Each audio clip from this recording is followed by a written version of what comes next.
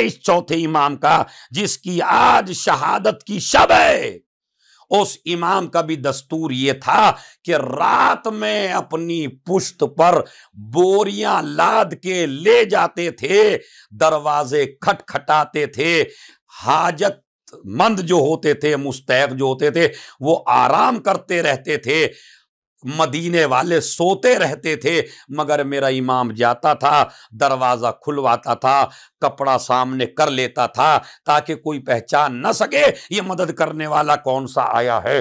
عزیزو، ہر گھر میں غذا پہنچانا امام سجاد کا کام تھا، ہر گھر میں گوشت پہنچانا، روٹیاں پہنچانا، کھانا پہنچانا، یتیموں کو کھلانا امام سجاد کا کام تھا، مگر چہرہ چھپا لیتے تھے۔ زندگی میں کسی کو نہیں پتا تھا کہ یہ کون ہماری مدد کرنے والا ہے۔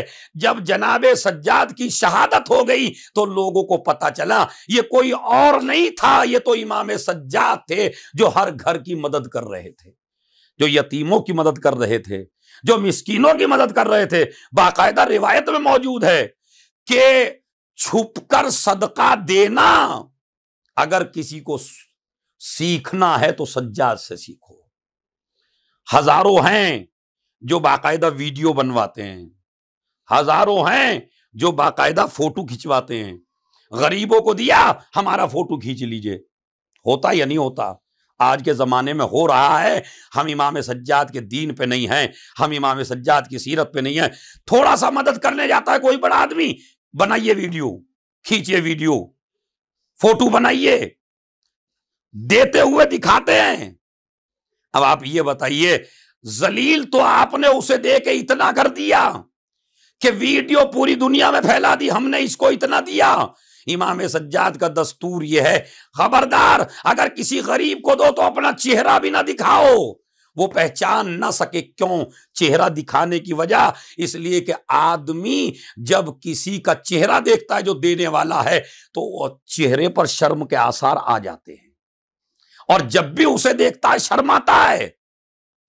امام نے کہا مدد کرو تو چھپ کے، اس لیے کہ وہ صدقہ جو چھپ کر دیا جائے وہ اللہ کے غضب کو کم کر دیتا ہے۔ تطفی غضب الرب، پروردگار کے غضب کو ٹھنڈا کر دیتا ہے، ختم کر دیتا ہے۔ غضب نہیں رہتا اگر آپ چھپ کے صدقہ دیں۔ یہ دستور پتہ نہیں کہاں سے آ گیا، کون سا آ گیا۔ تھوڑا سا دیجئے، نشر بہت زیادہ کیجئے، تھوڑا سا دیجئے اور نشر کیجئے۔ نشر نہیں کرنا۔ لوگ کہتے ہیں امام سجاد سے سیکھو کہ صدقہ کیسے دیا جاتا ہے، اور ایسے نہیں دیتے تھے میرے مولا۔ یہاں بھی ایک غلط فہمی ہے، ہم جب صدقہ دیتے ہیں کسی کو تو صدقہ دینے کے بعد اوپر سے ڈال دیتے ہیں تاکہ ایسا نہ ہو کہ اس کی غربت ہم تک آ جائے یا ہماری رئیسی اس تک چلی جائے۔ یہ دستور ہے، ہاتھ نہ لگ جائے فقیر کا، ہاتھ نہ لگ جائے غریب کا۔ مگر واہ رے میرا مولا سجاد، کیا دستور دیا زندگی کو۔ پہلے صدقہ فقیر کو دیتے تھے، اس کے بعد وہ پیسہ اس کے ہاتھ سے اٹھاتے تھے، اٹھانے کے بعد اسے بوسہ دیتے تھے اور کہتے تھے یہ صدقہ غریب کے ہاتھ میں بعد میں جاتا ہے، میرے خدا کے ہاتھ میں پہلے جاتا۔ اب یہ اس لائق ہے کہ اسے چوما جائے۔ اور پھر اس سے کہتے تھے کہ میرا احسان نہیں ہے کہ میں نے تجھے دیا، یہ تیرا احسان ہے کہ تو نے مجھ سے قبول کر لیا، اس لیے کہ یہ مال، دیکھیں یاد رکھیے، اگر میں شارجہ سے مال آپ کا دبئی پہنچا دوں اور آپ سے کوئی کرایہ نہ لوں تو آپ خوش ہوں گے یا نہیں ہوں گے؟ بہت زیادہ خوش ہوں گے۔ شارجہ سے لے کے دبئی پہنچا دیا، شارجہ سے ہندوستان پہنچا دیا، ہندوستان سے مال شارجہ پہنچا دیا، اس کی عزت کرو گے نا، جس نے پیسے نہیں لیے۔